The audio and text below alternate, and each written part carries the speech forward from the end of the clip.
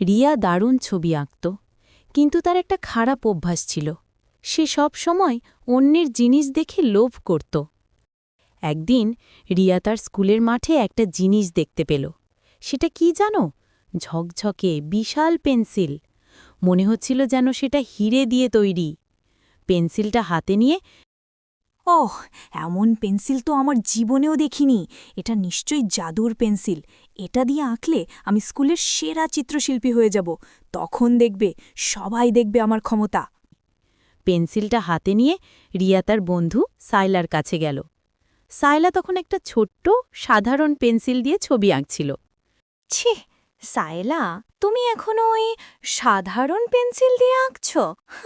দেখো আমারটা, এটা হলো জাদুর পেন্সিল। তোমার ওই মামুলি কাঠের টুকরো দিয়ে আমার এই জাদুর সাথে পাল্লা দেওয়ার কথা চিন্তাও করো না। বাহ, পেন্সিলটা দেখতে তো সত্যিই দারুণ রিয়া, একদম অন্যরকম। কিন্তু শোনো, এটা দিয়ে আঁকা শুরু করার আগে একবার সমীর স্যারের সাথে কথা বলে নিলে ভালো হতো না? চিত্রকলার শিক্ষক হিসেবে উনি হয়তো তোমাকে এটা ব্যবহারের আরও ভালো কোনো বুদ্ধি দিতে পারবেন। কি বলো? ধর, এখন স্যারের কাছে কেন যাব? এখনই আঁকব। সমীর স্যার রিয়ার হাতে বিশাল পেন্সিলটা দেখেই মুচকি হাসলেন। রিয়া তাড়াতাড়ি লোভ পেন্সিলটা ফেলে দিল। সে ছুটে সাইলার কাছে ফিরে এলো, ক্ষমা চাইল এবং সাইলার সাধারণ পেন্সিলটাই খুশি মনে ভাগ করে নিল।